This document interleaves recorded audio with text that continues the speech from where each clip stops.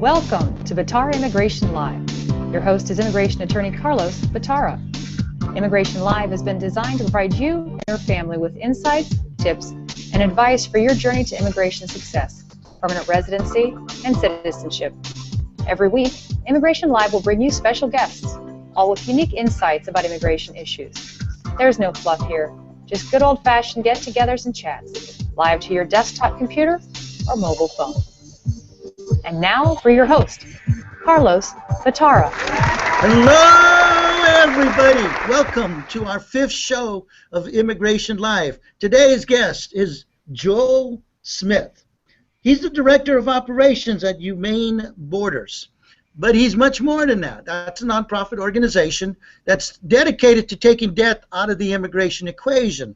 He works with property owners to provide emergency water stations. He tracks migrant patterns. He identifies deceased individuals and tries to help those families whose members have passed away trying to enter the U.S. But he's more than that. He's a member of the Border Action Network, an organization which monitors Border Patrol and Minutemen abuses. He's also a member of the Immigration as a Moral Issue, a social justice project, sponsored by the Unitarian Universalist Association, focused on the inherent worth and dignity of every person. So join me in welcoming today's guest, Joel Smith.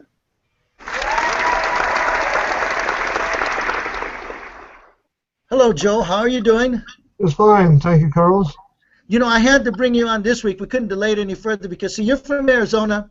I'm a USC guy, and USC's getting ready to play Arizona beginning of next month. So I didn't want to be arguing with my guests about college football. So anyway, I already argued with James, my technician, about Oregon and all those northern schools. So, but anyway, Joe, how did you get started in working on immigration issues? Started years ago. I was interested in the subject. Wasn't sure which group to go to or talk to. I was at the Tucson Folk Festival, and there's one performer, Pablo Perugina. He performed. He sang a song about the border. He mentioned the helicopters flying south. I remember that day I was at work. I smoked back then. I was outside having a cigarette. The day before, there had been the National Guard at the border. They were surprised by a band of drug smugglers returning to Mexico. And basically, the next day, the Air Force sent out 5 Apache helicopters to go scour the Arizona desert. Nobody knew what was going to happen that day. I was back about, I want to say 2008. But that song Pablo sang really struck a chord to me, so I contacted him after the folk festival. And he was, at the time, a member of Humane Borders, and he arranged for me to go for a water run.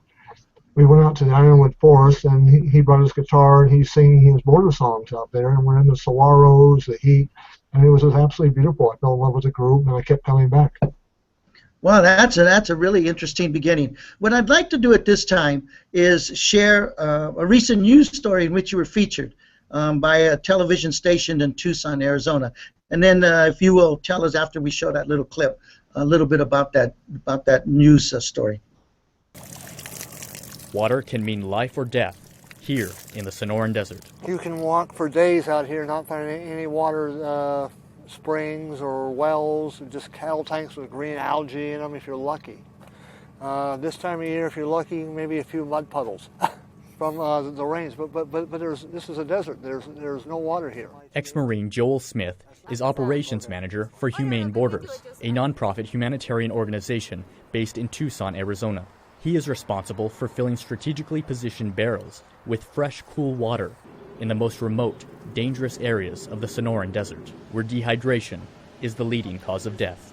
To people he has never met, he is a life-saving hero, but not everyone agrees. Arizona is home to a group known as the Minutemen Project, named after the Minutemen militia who fought during the American Revolution. The organization's members, some of whom are armed, monitor the border, and prevent undocumented immigrants from crossing. The group's actions have included vandalism and death threats against those willing to help immigrants, says Humane Borders Executive Director Juanita Molina. Unfortunately, the militia groups like the Minutemen at times vandalize our water stations and vandalize our offices, trying to inhibit this effort. But in reality, our primary purpose is to eliminate death from the immigration equation. Besides providing water, Humane Borders also offers basic life-saving information about water barrels and crosses the border to inform migrants of the dangers they face and where to call for help. It's a messaging initiative that the U.S. Border Patrol has joined to help lower the rate of deaths in the desert. The last 3 years, we've been right around 200, at approximately 200 deaths. This year, we have 1 month left in the fiscal year. We're right at about 100. So we're down approximately 44% of what we've been at in the past. And a lot of that is contributed to messaging efforts that we've been putting out in Central America and Mexico. Even in the harsh Sonoran Desert, Joel stays vigilant, regularly cleaning the water barrels and personally testing the water to ensure it remains fresh and cool. I always tasted the water too. If I don't like the taste of it, I dump the whole barrel and replace it. Together, Joel and Juanita say they are working to save lives, one barrel at a time. From 3 Points, Arizona, I'm Ramon Taylor for VOA News.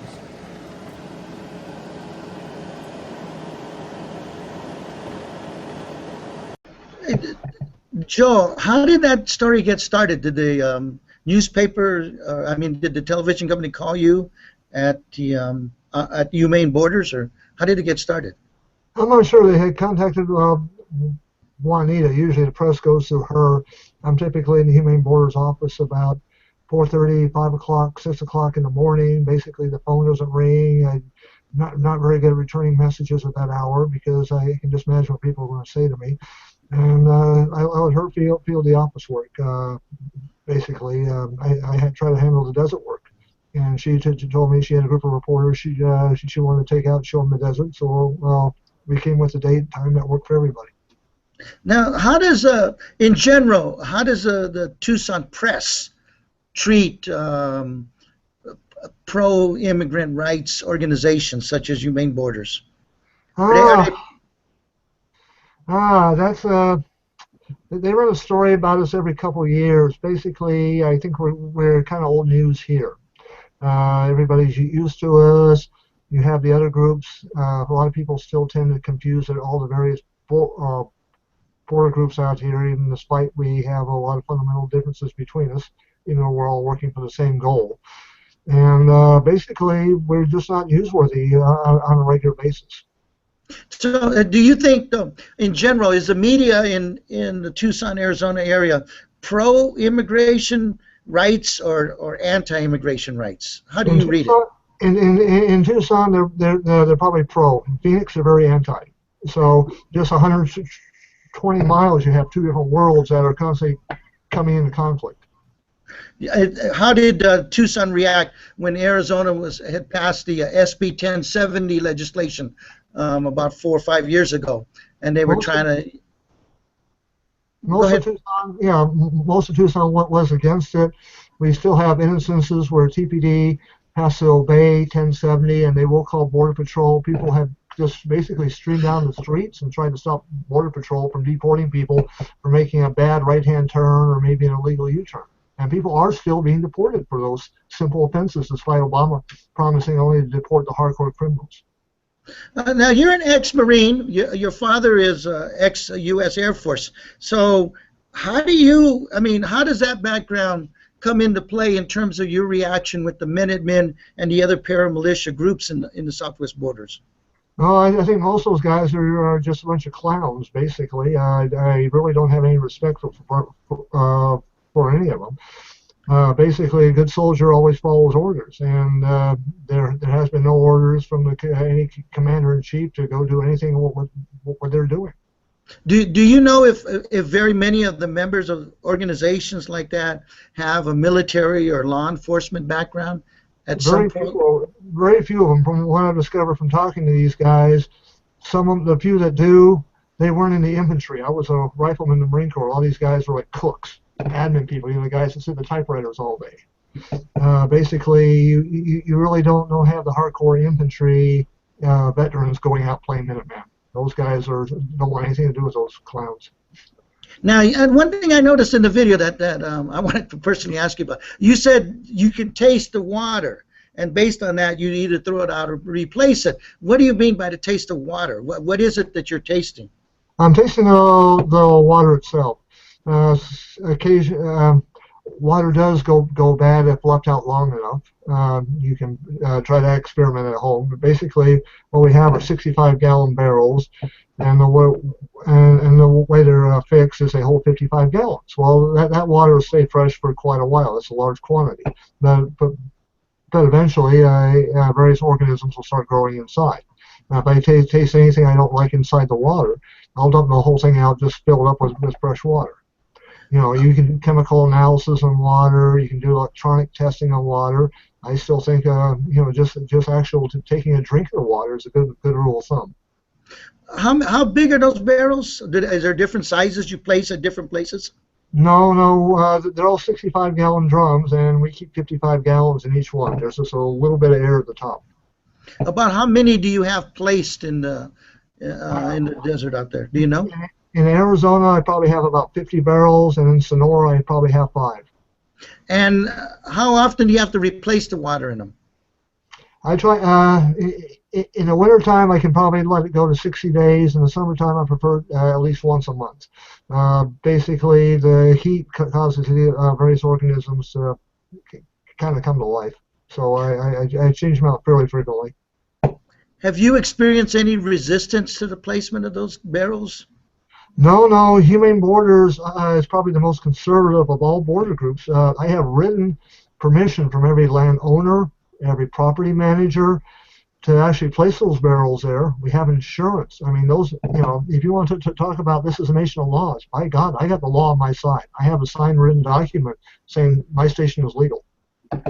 Have you had very much vandalism towards the water that you place out there? We have in the past. There's a lot of confusion with the various border groups. Like you have the Desert Samaritans, Green Valley Samaritans, No More Deaths. They're leaving the 1-gallon jugs of water off on the trails, and a lot of people confuse us with them, and we're not quite the same. Because I have keys to various gates.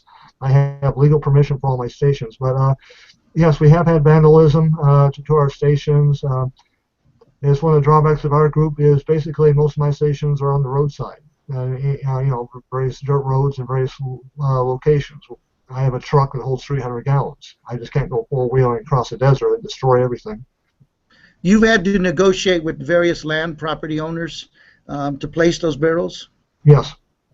And when you first started negotiating with some of them, was there a sense of reluctance at all, or were most of them embracing of your efforts?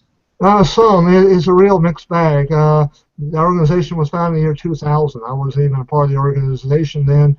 Some of the first ranchers decided that having a barrel in the land was a good thing because it kept the migrants from trying to break into their water system for water. Basically, there was a tank of water that was available to them, and they didn't have to really do anything but open the valve and shut the valve for the water. So a lot of the ranchers were for us. There's a few ranchers that were against us. And basically, if you've ever read the Devil's Highway, there was a federal resistance until those poor 11 migrants died out there in Cabeza Prieta back in, 2001. After that, it kind of changed everything. The individuals that are crossing in and drinking your water, what are they doing for food? They carry food with them. You just can't carry enough water with you. It's 113 degrees. You're having to walk 60, 70 miles. You just cannot carry that much water. The foods you can carry, I have come across various cactuses that have been devoured, so to speak.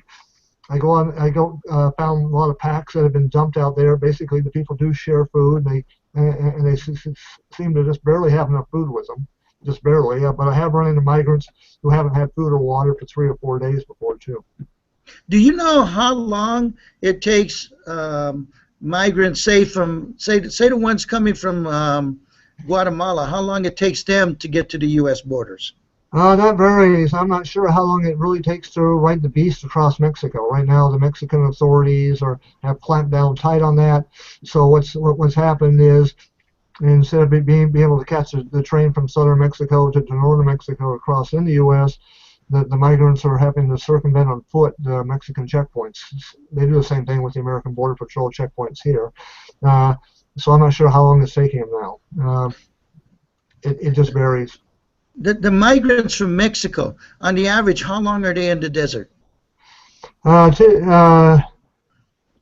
Typically, if you're in perfect shape and conditions are perfect, you might be able to go from the border around Nogales to Tucson, 60 miles. If you're an Olympic athlete in 3 to 5 days. If you Wow, go that's to, a if you go into Phoenix, it's going to take a lot longer, and that's where a lot of people are headed to. do The you conditions have to be perfect. now? So what's the route that they would take into Phoenix? What Basically, they just circumvent Tucson. Basically, they just keep heading north. Some will cut across the O'Donnell Reservation. They'll see I-8 and they'll walk into Phoenix just off of I-8. That's do a you popular route. do you do any work in that corridor, or do you have sister organizations helping you? I don't do any work in that corridor. I really need to start, but there's just so much desert out here. Basically, what a lot of people don't get is that Pima County, Cochise County, you're talking about an area larger than New England. This isn't a small area at all. I mean, there are hundreds of square miles out there, and to be everywhere at once is impossible. Now, I know you've documented a lot of this with your photography. In fact, you have some excellent photography, and you certainly are deserving of some some awards. I think you've documented quite a bit. I know I spoke to Ellen Jimerson, who was with us a few weeks ago, and she said that a lot of what she has in her documentary, a lot of the photography work is yours. So I am going to, at this time, show the audience some of your photography, some of your work, and I'd like you to briefly comment on each of those photos. Is that fine? Sure, thank you. Okay. So we'll get those up right now. All right.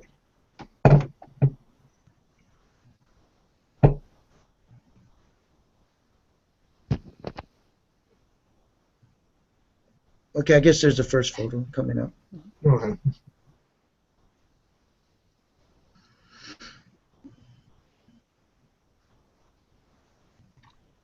Okay, first image is up. That was Yes. taken down in South Beach, Sonora. You're about 200 meters south of the border. On that one, that's a young girl's doll. Looks like the legs have been chewed off by one of the stray dogs in the area. And so, do you find little relics like that as you're going through the desert afterwards? Yes, you do. It varies a lot. Baby strollers have been found. A lot of bicycles have been found. I found a cell phone by one of our water stations the other day. Sometimes you find worse. Sometimes we find women's underwear and undergarments, high-heeled shoes. We find sometimes family pictures and photographs. Sometimes we find fake ID. You find a lot of things out there. Now, is that area patrolled by smugglers or human traffickers? Sasebe, yes. Sasebe is a town where basically the only economy is smuggling. It's an old ejido left over from the revolution, but there's no water out there. So owning the land is kind of worthless because you can't work it. So smuggling is the mainstay of their economy, and the cartels are in complete control of the area. You have to be very careful in that area. Is that a major port of entry or a major port for people to pass through? It is on foot, yes. Basically, it's a smuggling ground. The people come into a place about 75 miles south of Sasebe, a little town called Altar. They stay at Altar a couple days. They'll make the various arrangements. They get trucked into Sasebe, and from Sasebe, they either go the east or the west, depending on which way their coyote is going to go. Wow. Okay, let's move to the second photo. I believe it's the one of a volunteer checking the water level at one of your stations, if you could comment on that. Yeah, that's an old photograph when I first started with Humane Borders. That was one of the gentlemen that met me, Jeff Millsap. He's checking one of the stations on what we call the Coleman Run. We checked the water level. We checked the water quality. We have babies. We used to have chlorine strips, but those kind of proved unreliable. I still think the taste test is the best. but I am leaning towards electronic testing device. Looks like it's fairly accurate as well.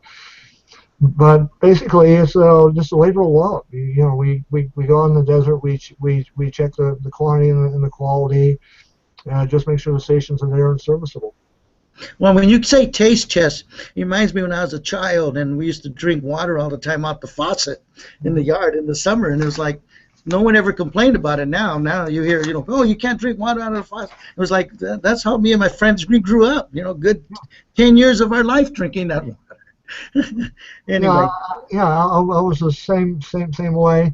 And if you've ever been in most Mexican towns or villages, you know how unreliable water really is there. We just want to make sure everybody stays healthy, though. Anyway, let's move to the third photo, which I believe is a group of young migrants passing through Sonora, Mexico. Yes, they're in the back of a Grupos Beta truck. Grupos Beta is a Mexican government organization. Their job is to protect the migrants. Basically, they put on the Mexican side, they put patrols in the desert looking for migrants in distress in Mexico. What you have there is a young group of men. They're probably, most of them are probably Guatemalans, even though they all seem to be claiming to be Mexican. The agent that was with them, he really raised his eyebrow when everybody said Mexicano. But basically, at that point in time and that far north in the border, everybody kind of turns a blind eye to them. Now, how did you get so? I mean, how do they react when you want to take their pictures? Is there a sense of fear or reluctance, or? No. I don't have any problems in Mexico. Fortunately, it's not illegal to take a picture of a Mexican in Mexico. It's different in Sonora because they haven't crossed yet. Basically, they see me out there. They don't fear me, and I have come across in the coyote camps a few guys that will stand there and kind of shake their heads no, and I leave them alone, and they just smile and wave at me. So that's about it. They'll let me know they don't want their photos taken. Now, there's a sign on the truck there, Grupos Beta. Is that an organization? Yes, it's an agency of the Mexican government. Their job is to go out and protect the migrant in Sonora. So do they cooperate with your efforts on this side? No, they stay on the Sonoran side, and we've given them various supplies, water barrels and stands and water and such. Basically, this summer we've been running 600 gallons of water in Sasabe a week for the migrants, and they'll go on the desert and in the Mexican side and place the barrels out there where they need to be placed.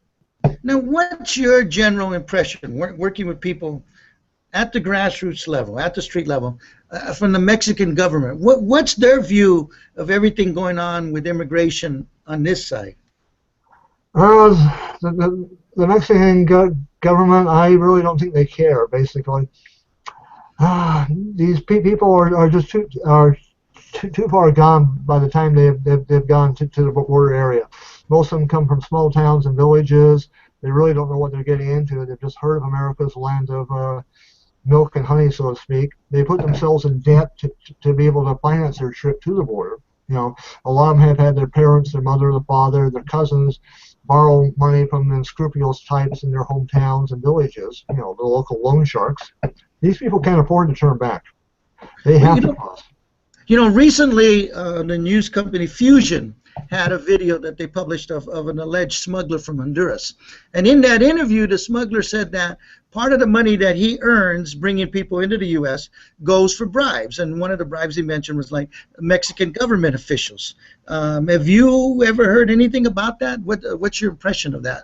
I've always heard rumors about that, but I've never actually seen that or had any credible evidence for it.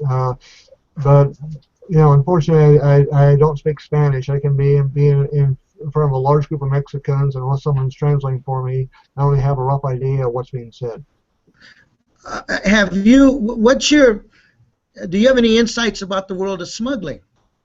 It's not a very pleasant one. There's a lot. I think about 60 to 80% of the women crossing are being raped. We're finding birth control and condoms in a lot of women's packs in the desert on our side. Basically, something's up in Mexico. Violence is increasing. Do you think that's being done by smugglers, by narcotic runners, or is it also being done by fellow migrant travelers of the male species? Probably all the above. Basically, uh, you're in league with a group of criminals. You're in league with a bunch of people you may or may not be familiar with, and you're in the middle of nowhere. You're just at extreme risk. Wow. Okay, let's move to picture 4, and that's a young man looking at a shrine, I guess, of an individual who was shot by the Border Patrol. Yes, that's from one of our binational protests in Nogales, Sonora. The shrine is to Jose Antonio Rodriguez. He was shot back in, 2012 by a Border Patrol agent to the border fence. Basically, his mother had to get the ACLU to actually sue Border Patrol to find out the name of the agent. And the Border Patrol agency, in one of the beauties of government insight, gave her the name, but under the agreement that the name would not be released. Now, mind you, when this case goes to trial, which is probably going to happen in about 2 or 3 months, the name will be public. now it's our government work. Yeah, you've documented deaths in the desert. I guess you were involved with filming some of the part of Ellen's film, the second cooler, the freezer where they keep unidentified bodies. Were you? No, I haven't. I have never been inside the Pima County Medical Examiner's office, and I really don't want to go in there if I don't have to. I found living migrants, but I've yet to find a dead one. But don't you track deaths? Your organization track migrants and try to identify them? Yes, we do. There's a we do our death mapping. That gives me intelligence in where the highest area of deaths are, and that will give me the insight to see if I can move a water station in that area to reduce the amount of death. Basically, every time Border Patrol finds a body here, they take it to the Pima County Medical Examiner's office. It comes with GPS points, and the Pima County Medical Examiner's office releases this information, and we're able to track the deaths accordingly. To identify the dead is a much different task. There's the Cole Bari Foundation and Director Humanos who will go out and actively try to determine just who these poor folks were that died in the middle of nowhere. How do you? What are some of the steps you'll take to try to identify? Basically, you have to have a very good knowledge of Spanish, and it's just sheer luck. Someone from Mexico, someone from Honduras will call the Mexican consulate. The Honduran consulate might put them in contact with the right group. They'll say, well, he had a tattoo on his forearm, or he had 3 gold teeth, and all of a sudden they'll start going through the records and see if anything matches. Okay, we're going to move on to the next photo. While we're doing that, I'd like to encourage anyone watching the show, if you have a question for Joel, just to submit it. Just type it in below the video, and the question will be relayed to me, and then I'll pose it to Joel for you. Okay, the 5th photo, what's that of? That's an old smuggling vehicle left out in Cabeza Prieta National Wildlife Refuge, which is in western Arizona. That's the Devil's Highway area. We go out there once a year to reflag game tanks. Basically, you have drug smuggling tied into human smuggling, and that's been going on very strongly since about 2006. Now, what's this? I mean, it looks like, okay, so this is a truck that turned over. So there are, the picture that we always get of smuggling through the media are individuals on foot. Is there a lot of smuggling going on, people coming in through cars through the desert? Yes, there is. It's destroyed the wilderness in quite a few areas. They also use quads. They'll transport their bales of marijuana into actual trucks that are hidden. They find a lot of trucks hidden in the desert too. But it's so easy to paint the migrant as being responsible for bringing the drugs in, but it's just a small part of the picture. To me, the whole problem with this is since Obama took office, the size of Border Patrol has tripled since 2008, mind you. The number of migrants crossing are down, apprehensions are down, and amazingly, Border Patrol still seems to be finding about the same amount of drugs that they were since 2008. Do you see the Border Patrol as a positive or negative, or a little both, influence on border relations? I see them as both. Basically, what a lot of people don't understand is Border Patrol is not going away. Best we can do is to hope for is just to humanize it some. That's going to take an act of God in itself.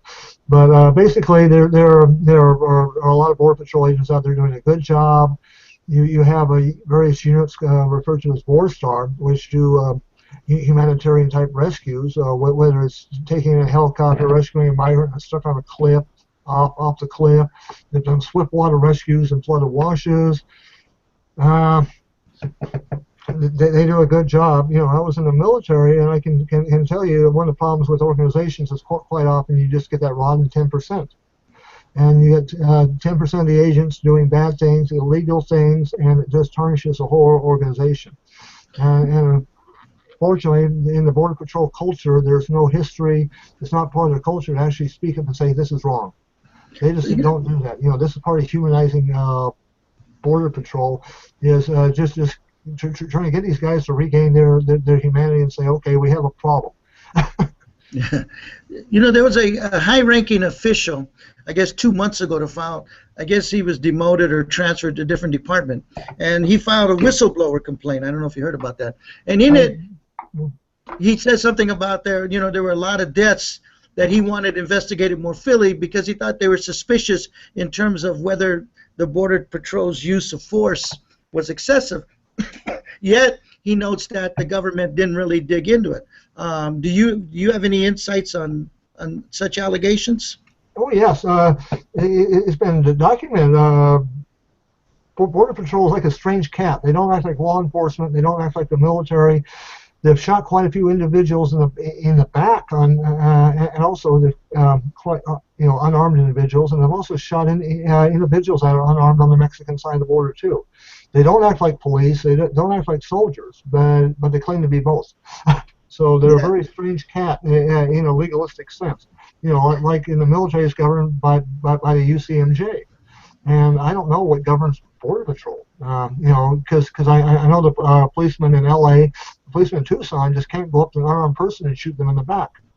He is going to lose his badge and go to jail. But if you're Border Patrol, guess what? You're a national hero. Yeah, well, that's what the whistle complaint alleged. I mean, he alleges that a lot of Border Patrol officers sees themselves as an extension of the nation's military, which is, kind of more than excessive in my mind. But anyway, let's move to picture 6.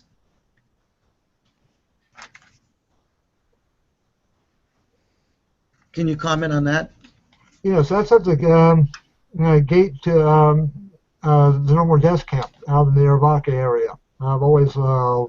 It's always a friendly grading. You just go down a whole series of dirt roads for miles, and you come across a very rough stretch of road. You have to come down a huge hill that's rutted with washouts, and all of a sudden there's a No More Deaths camp out there in the middle of the desert. No More Deaths camp is populated by their volunteers who go out in the desert, put water on the trails for the migrants, and they assist them whenever possible. Now, Joel, given your involvement on the border, what things do you think, if you had a magic wand, you would do to improve the situation there? Well, what I do to improve the situation is actually have Border Patrol to turn around and go after the Minutemen types. I don't think you need private individuals out there trying to cause grievous harm to the migrants. I would also like to see the Border Patrol pay more attention to the drug smugglers and the economic migrants. I mean, it's so easy to catch that little guy who is in good shape running across the desert because he wants to go get a job in Reno flipping burgers. But at the same time, Baltimore's not burning, Cleveland's not burning. People in these cities are able to still get all the drugs that they want. We haven't put a dent in the drug supply, even though we've tripled the amount of agents. Something's very wrong with this situation. Yeah, something is really wrong. Joe, I want to thank you very much for coming on and sharing your insights on the border. We're a little past 30 minutes now. And and I know a lot of people tend to lose their attention span, although what you're telling us is very interesting. We'll have to bring you back on to follow up on this. But I wanted to thank you very much for being with us today. I wanted to give a big round of thanks to Joe Smith for being with us today. Well, thank you for having me, Carlos. And I also wanted to thank my my assistants, James Chapman, who's with 123edgelive.com, and Kim Lam, who's with integrityprojectmanagement.com. They helped us put together this show. It went very fast, Joe. It went very, very fast. And so, well, you have a lot of knowledge on the board. I mean, there's some things I've learned that, you know, like really surprised me here. I'd like to get you back on. I think there's a lot more we have to ask, and hopefully by that time I'll get some questions from the audience. So with that, Joe, I wanted to thank you, and for anybody that would like to follow Immigration Live and our future guests, please RSVP. You go to the link www.immigrationlive.com. You'll find a big green button. Click there and you'll be notified of the next event. And with that, I want to say thank you again to Joe, and tell everyone thank you for joining us today and listening to Joe explain some very, very real insights on what's going on the southwest border. Thank you, Joe. Thank you, everyone. Thank you, Carlos.